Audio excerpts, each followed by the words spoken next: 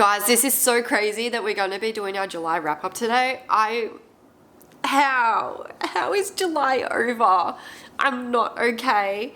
That means I have a 1-year-old now and I'm just, no. If you're new here, hi, my name is Talika. I hope you enjoy this video, enjoy me, enjoy my personality. And if you're returning, hi, I love you. Thank you so much for being here and watching this. Now, you can probably hear in my voice, I'm not too sure, but you can probably tell in my voice, I'm still sick. I'm still sick. I have been sick pretty much for 2 months now. It's just not getting better. It's not going anywhere. It's getting worse. So I'm still going to try and do one video per week. If I do miss a week, I know that I missed a week in July, but I pretty much got RSV. So I'm here. I'm doing the best I can. If you see a lot of cuts in this video, it's because I'm still coughing a lot. So I'm sorry, but moving on. So for the month of July, we had a not too bad month, to be honest, considering what my body has been through. We have read a total of 6 books. We done 3 physical, 3 on the Kindle. Now, we read a total of 2,022 pages. I feel like it is a pretty low, not low, kind of like average low number. It's not super duper high, but we have 3 dark romance books, 2 thriller and mystery, and 1 contemporary romance. So if you've seen the video where my daughter chose my July TBR, you would have seen that she selected some prompts and then we chose a book according to that. And then for part 2, she ended up picking the book that I had to read. So I won't go in as depth because of that reading vlog, but these are the 3 books that she chose out for my July TBR that I had to read. And then we have 3 on the Kindle. Let's just start with these ones first. So the first one that we read in July is The Housemaid's Secret, which this is the 2nd book in the Housemaid series. The first book, it slapped. It slapped. The first book was so freaking fast-paced good. It had so many twists and just moments that kept you so engaged. The second one was such a huge letdown for me. I didn't get that same feeling. I didn't get that same thrill. Like, yeah, there are plot twists at the end, but about halfway, the thrill wears off. It kind of goes in another direction, and it's not as fun. It's not as great. You kind of work it out. It's bleh.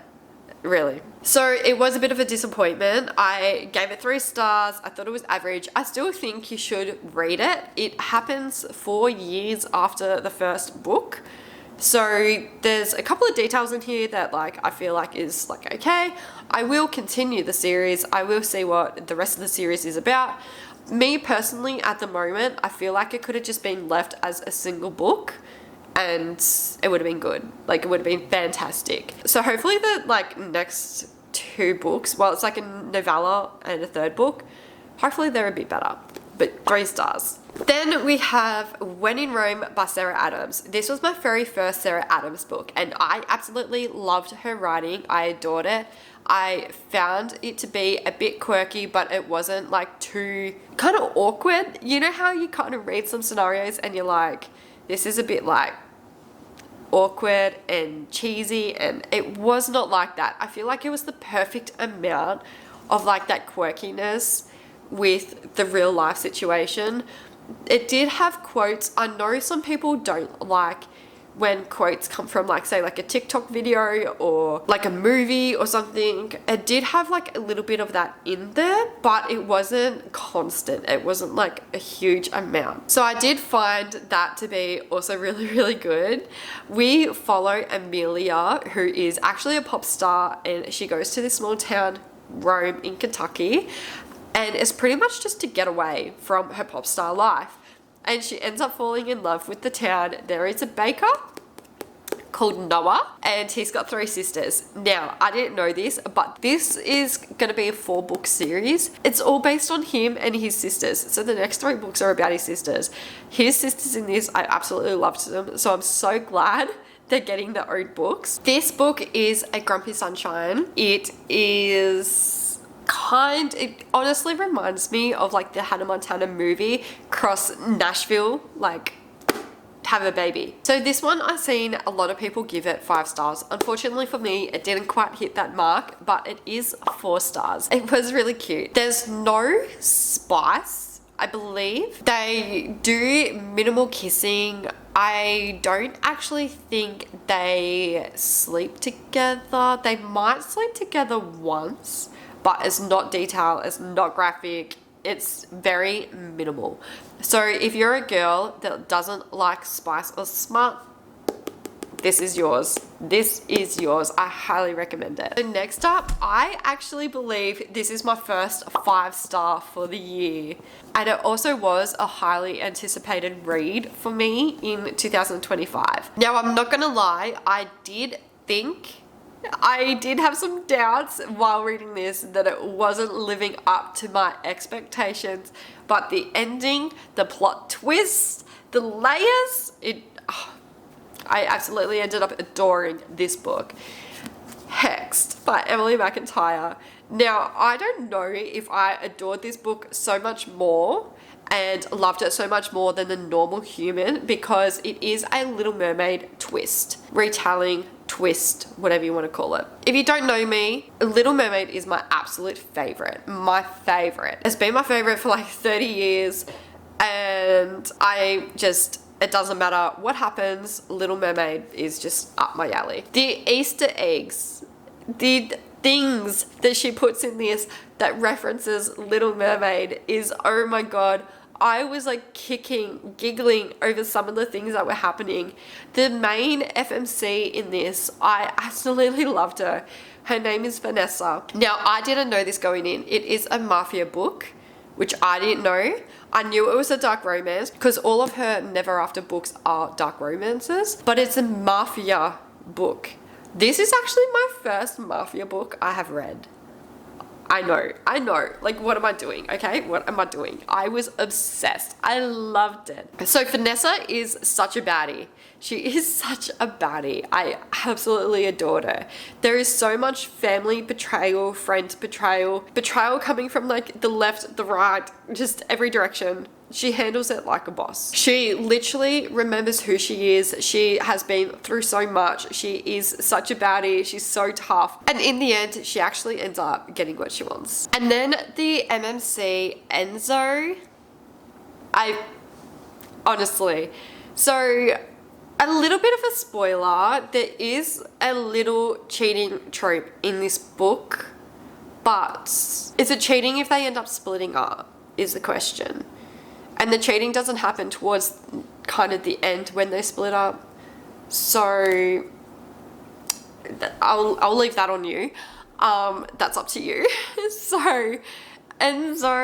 He will literally do anything for the girl he loves, and he shows that through and through until something happens. Until something happens, and then we're like, no, what type of plot twist is this? Like, I did not see that coming from a mile. I know with these books, like, even though it's the villain's story, they're not necessarily getting like a happily ever after or anything like that. But I would honestly probably claim this to be a happy ever after. This so far is my favorite book out of the Never After series. I haven't stopped thinking about it. I'm obsessed. I love it. I want the sprayed edge version of this now, which I don't know. I've tried to look for it. I can't find it. But if you know where I can buy it in Australia or ship it to Australia, please let me know. Okay, so the next book that I read is the second book in the Mindfuck series, which is called Sidetracked. I gave this a 3.5. I love the series so far as a bit of a whole. Like, at the moment, it's not a 5-star series for me, but I am loving where it's going. So the first book, I can't remember, I think I gave it 4 stars maybe. I feel like the second book, not a lot really like happens, but I can see that this second book is needed to keep the story going. So with this second book, it was just, I don't know, it was just like something that we needed to obviously keep the story going. Nothing major that I like recall happened, I don't think. But yeah, so I just gave it 3.5 stars because so far I like it. like I said, as a whole, you obviously need it. I don't really recall anything major happening. And I also think this book is making me actually start to like the series more than what I did on the first book. So the next one I read is called Love Mum, and it is like a thriller mystery. So I ended up giving this one 3.75 stars. This one, it was like a bit of a mixed thing. I absolutely loved it. Now that I've seen the end, I can see, I kind of thought that's what was happening, but it's all put together now. Like, it's literally all put together. You can't unsee it once you know. But pretty much this girl, her mum dies, and she is an author. So pretty much when her mum dies, a couple of weeks later, she starts getting letters sent by her mum. And the letters are pretty much almost like diary entries about her mum's life and what happens. And it slowly starts unraveling to past with a bunch of secrets, things that went on. I can't really say too much about what happened, but just so you know, it's there. So pretty much this daughter, once she starts uncovering some secrets and truth, and she realizes that the people she thinks is close to her can't actually be trusted, and she goes on this journey to uncover the truth about her life. Yes, about her life, about her mum's life, about everything. In a way, I don't know, in a way, you could kind of see it as Pretty Little Liars, with like sending the girls on like missions and stuff to try and cover whatever. But I wouldn't really say it's like directly the same as Pretty Little Liars. It really was a fun read. I did love the twist in this. It kind of wanted to keep me engaged and keep me going. So yeah, I ended up giving it 3.75 stars. Okay, so last but not least, we have started another series, the Edge of Darkness trilogy. So we started Insatiable. I think that's how you say it. Oh my god. Oh my god. This one I ended up giving 4.25 stars. I thought it was going to be a 5-star until the MMC Cade pissed me the fuck off. This man, I have a love-hate relationship with him.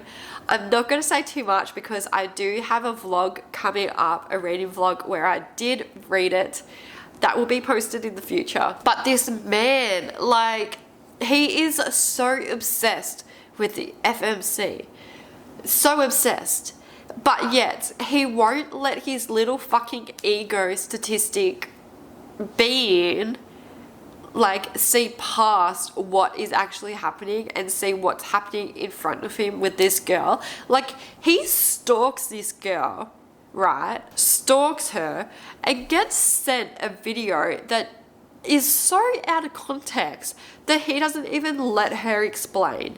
But he's seen things like that are out of the ordinary for her, but he's not questioning it. But he literally freaking stalks her. How do you stalk someone and know that that's not their personality, that's not what they do?